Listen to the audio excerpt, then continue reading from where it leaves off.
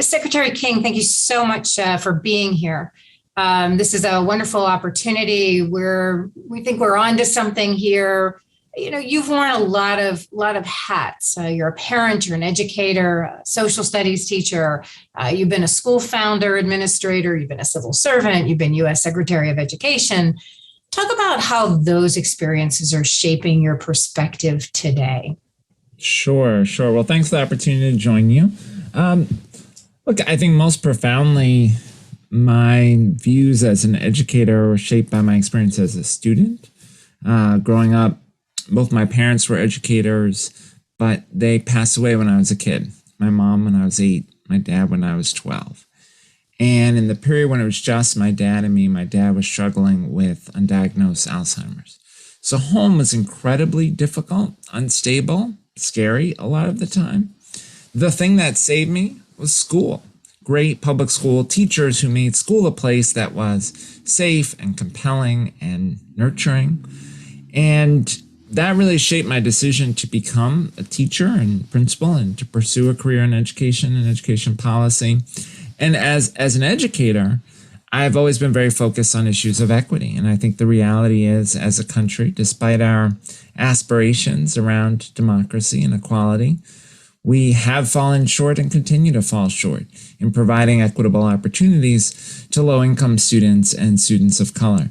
And that's been the focus of my work. And one of the things I'm struck by and contemplating a lot in the context of COVID is the degree to which we have allowed those inequities to remain.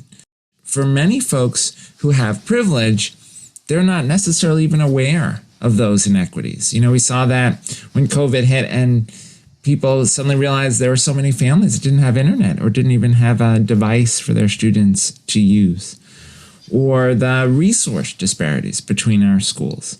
Some schools were able to provide a ton of professional development support to teachers as soon as COVID hit, and others really struggled.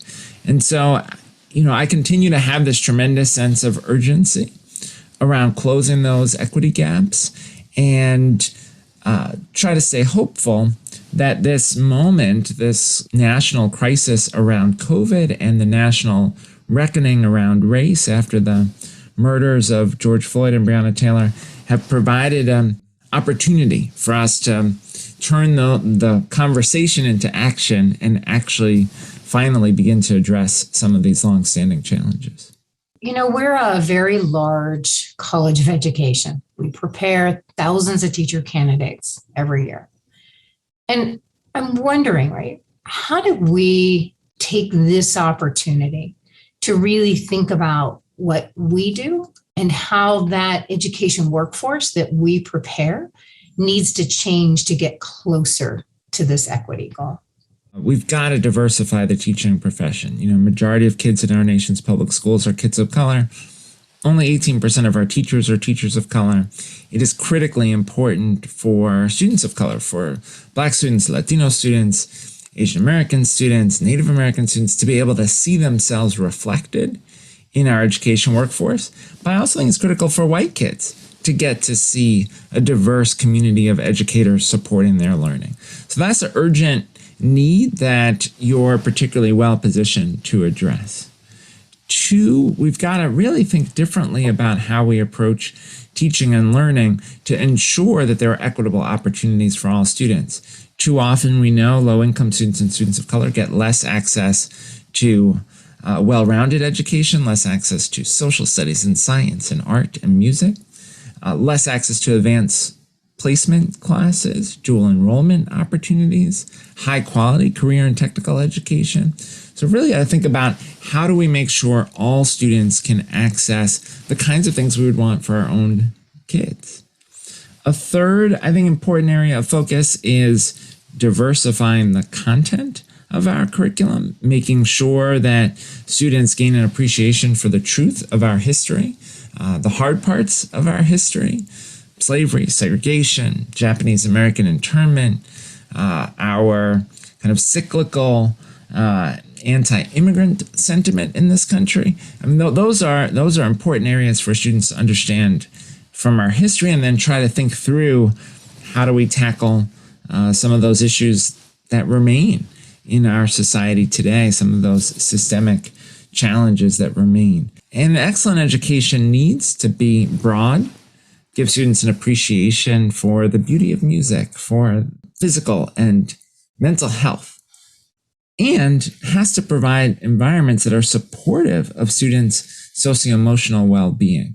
How do we help students acquire the skills that will help them be successful in college and careers, the kind of self-management skills that they'll need, but also the relational skills? How do we help them think about working in teams? How do we help them build collaborative relationships? How do we help them see the world from someone else's perspective?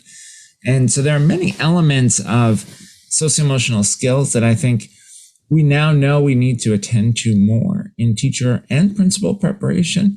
And that's important work ahead for the sector. Our work here has been centering on bringing teams of educators with distributed expertise into these learning environments so that we can provide all students with this kind of deeper and personalized learning. So everything that you're talking about here, right, is top of mind for us. And the question is for us, then how do we prepare educators who can do all of that? And then we say, okay, it can't be one person who can do all of that. So how do we start to think very differently about teacher preparation, about what we do, about professional learning, about roles that people play? Certainly that's right. I mean, I think we do need to think about school communities, and as teams, we have to think about how we build a team of adults around a student that may include school personnel, it may include outside school personnel. I think about the importance of mentoring programs, of after school and summer experiences.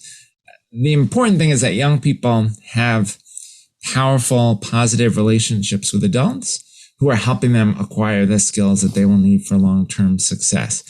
That said, I think we also have to do work to develop the systems in schools that support the successful operation of those teams.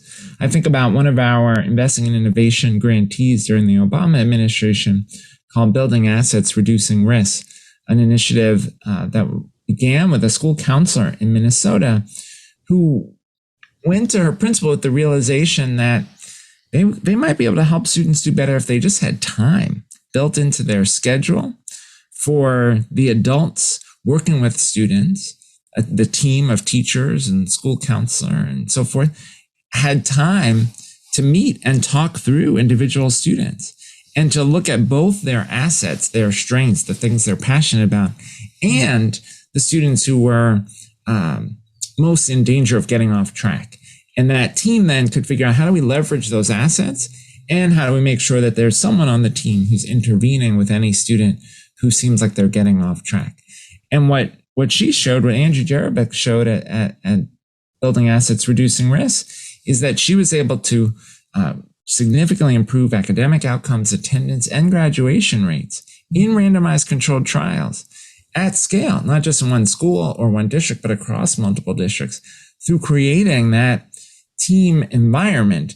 But it required real intentionality about managing the schedule of the school day and the job descriptions of the team members. In 2018, there was a Phi Delta Kappa poll, public's attitude towards public schools, right, that showed for the first time in the survey's history, parents are not recommending their kids become teachers. As a matter of fact, we see in our juniors when they get out to do their internships, many teachers are telling our teacher candidates, don't, get out now, which is highly problematic, right? And so, the question is, why do we think this is the case? What are the biggest implications of this? And what are the opportunities that you see? Yeah.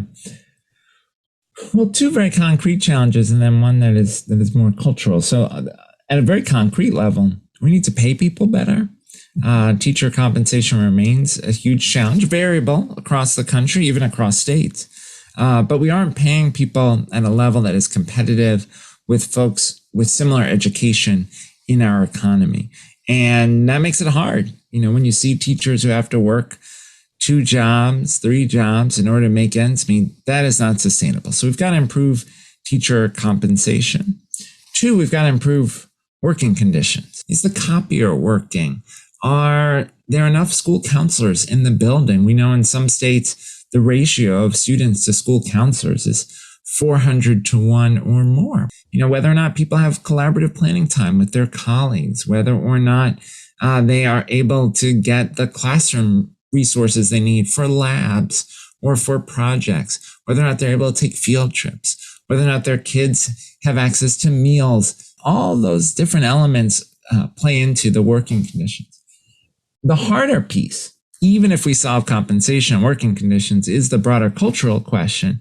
Do we have a culture that says teaching is a valued profession? When I was secretary, I went to visit Singapore, and I was struck that in Singapore, everyone, military leaders, business leaders, political leaders, everyone across sectors will tell you the most important profession in Singapore is teacher, because they understand that their future depends on human capital and their ability to educate students as well as possible to compete in the 21st century and beyond. We don't have that mindset as a country. We don't lift up the teaching profession. We don't celebrate teachers the way that we should. We don't convey a sense of value about the teaching profession the way we should. And that cultural shift, in some ways, is harder to achieve than the resources to address compensation and working conditions, but it's critically important. Yeah. We have t-shirts that say world's most important profession. And at graduation every year, I keep saying, we have 400 and some majors on this campus. They're all great, right? We need our, our engineers and our accountants and our whatever. And the fact is, none of them would be here if it weren't for teachers, right? That's None exactly of them. Right. None of them would be sitting here. So hundreds of thousands of students every year that are sitting in universities, they wouldn't be here without teaching.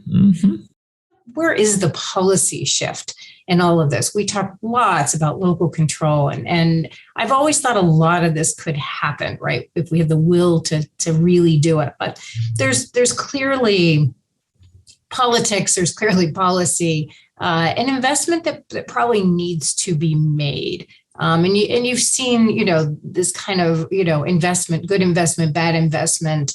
I'm just wondering how you think about that today, as we're seeing lots of things happening right now. I think there is some good momentum. I think about some of the policy changes that states were making or talking about making even before COVID. Major school funding reform in Texas, major school funding reform in Massachusetts. We passed in Maryland major school funding reform package over the governor's veto this spring because the General Assembly is committed to getting more resources, particularly to our highest need schools. So there was some good political momentum before COVID. I think COVID has created some challenges, certainly around the economic crisis that COVID has brought. But the infusion of additional federal dollars, I think, has got people thinking about, well, now with these new federal resources, like the American Rescue Plan dollars, what more could we and should we be doing for our kids? And I'm hopeful that that will create a long-term shift where we say, those aren't just COVID recovery issues, those are long-term issues. We've got to invest more in early childhood education. We've got to invest more in school counselors and mental health services. We've got to invest more in mobilizing additional supports for our students who are furthest behind and additional learning time for our students who are furthest behind. I'm hopeful that there is this shift. I also think that economic pressures continue to grow. And the reality is there just aren't that many jobs you can do today that will provide a family sustaining wage without a meaningful post-secondary credential. And I think that that's putting a lot of attention on K-12 and post-secondary to make sure that students have the skills they need to compete in a more challenging economy. We're really challenging this one classroom, one teacher model and wondering, how do we start to incentivize that? Because that is a working condition issue. That's where we think we could make a tremendous difference, is starting to break down that model. I think there are some opportunities, particularly with these new resources, as we think about COVID recovery, to try some things that would be quite different. I think about Saga, which is a tutoring program, operates in Chicago and a number of cities. Saga puts well-trained tutors into the math classroom to work with students individually or in pairs or even in small groups. Those tutors are using high quality materials. They're in the classroom all year long. They build a sustained relationship with students. And the evidence for Saga is that they can have, again, in randomized controlled trials, a statistically significant positive impact on student math achievement. That's very encouraging.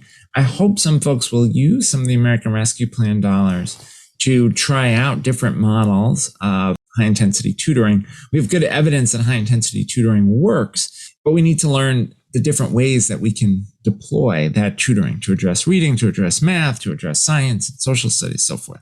I also think about dual enrollment, where you've got high school teachers and college faculty working together to design courses that help bridge high school with college and get students a head start on an associate's degree or even a bachelor's degree. Those kinds of opportunities that expand what students can accomplish within K-12 really make that team environment as impactful as possible. I'm wondering what you're seeing and whether or not people are taking advantage of this moment in time around opportunity. The big things aren't happening. And I just wonder what you're seeing and then what other barriers are to really moving and changing these systems and structures and really moving out of this sort of typical, egg carton model of schooling. I think that the challenge we have as a sector now is to both kind of turn down the noise on some of the distracting politics, focus on the impact that COVID has had, both academic and socio-emotional on students, and figure out what are the interventions that we can design based on evidence, and then how will we evaluate the impact of those interventions over time so that we can learn not only about COVID recovery, but where we should be better investing our resources over the long term. What are the considerations you think that we need to take into account as we're designing these new staffing models that are better for learners, better for educators, more sustainable, I think, for education systems? Lots of things that we're talking about around counselors, around tutors, around all the things here that you're talking about, all these different people. I mean, they're all part of the team, right? We're not relying on one person anymore. We can't possibly.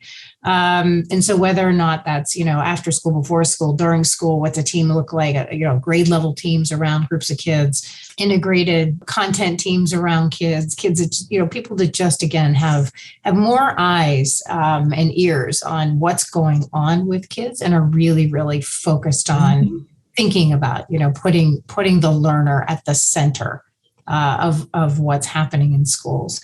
And so, I'm just wondering what you think we should be considering, what that looks like today, particularly for colleges of education, but also for school districts and others who we partner with. Yeah. I think one of the biggest challenges is getting to the nuance. School counselors end up assigned a whole lot of activities that aren't necessarily at the core of supporting students' socio-emotional needs. So how are we thinking about school counselor preparation in a way that helps counselors stay focused on the things that are most important? And how are we changing principal preparation so that principals are attentive to leveraging their school counselors in the right ways, right? So that school counselors are providing support to students and families around socio-emotional needs and not spending all of their time on scheduling or lunch supervision or any of the many activities that oftentimes get in the way for school counselors.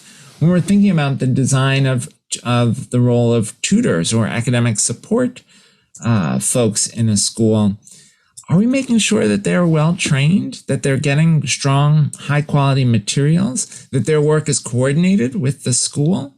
If you've got an after school program with really great tutors, but they're not in communication with the teachers during the school day, that's going to be less than maximally productive. And so you've got to both prepare the tutors to think about collaboration with the classroom teachers and prepare classroom teachers to think about collaboration with after school providers and tutors. Thinking about the teams, what kinds of information should teachers be sharing regularly with each other to make the teams effective. There's a discipline to looking at student work together and really digging into why is this student struggling and what supports do they need. And ideally, you would have the teachers who are working with that student, a special educator who may be working with that student, a counselor who may be working with that student, all together looking at that student's work and analyzing what their needs are. Those are different experiences than we've usually emphasized in the preparation of teachers. Even something like working with families. When I was a principal, one of the things I was struck by was that oftentimes, especially with young teachers, they have really no preparation in how to work with families. And so when I became a principal, I was very systematic about saying, let's role play how conversations might go with parents. Let's talk about how do you talk with a parent about their child struggling academically or socially? How do you take feedback from a parent that may be hard to hear based on their kid's experience of your class? We built that into our training of teachers when I was a principal, but I don't think we've yet systematically made family engagement as central as it should be in teacher preparation and principal preparation. We've convened a group of educators who are thinking about what happens at the micro level between educators and students and at the macro level within education systems. So we've got a broad audience of folks here, and they will spend the next day and a half thinking about how to move all of this forward. What do you think they should be keeping foremost in their minds? Too often, I think in our sector, we start with the affluent white general education student as our paradigm. And then somebody in the meeting says, well, what about English learners? Or what about African-American students? Or what about students with disabilities? And I think that's exactly backwards. We should actually start with the students who historically we've served the least well. And if we design systems that will work for them and be successful for them, actually the affluent general ed white student will be just fine, right? But so we have to think in our design about how are we making this work for the students who most desperately need something different from our systems than what we've done in the past. That's one. Two, work on integrating the academic with the socio-emotional is always critical. But after COVID and the impact that's had, especially critical. I mean, you think about kids, we have thousands of kids who've lost a parent to COVID. We have many students across the country whose parents lost their jobs, who had to move homes, who had periods of food insecurity because of the economic crisis that COVID created.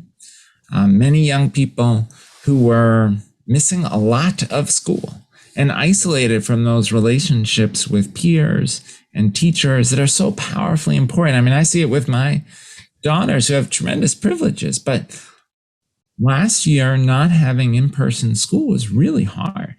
And they really missed the social elements of school.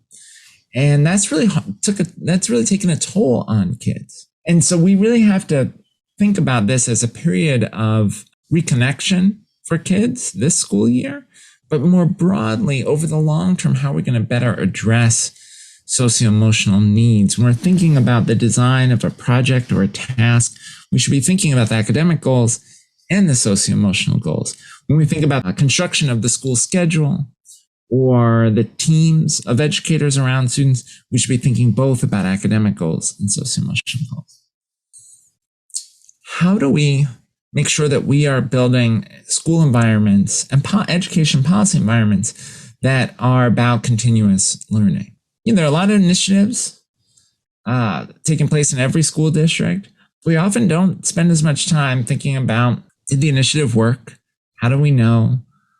What about it didn't work? What lessons can we draw? And how do we use that information to inform what we do next? And that element of data analysis and continuous improvement really can help us get better at using our resources well and serving our students effectively. So I hope folks will think about how do we shift our culture towards a continuous improvement culture. Thank you so very much for doing this. We really, really appreciate this. And I know our audience also appreciates it and will take to heart all these wise words. So thanks so much. Thank you. Thanks for the opportunity.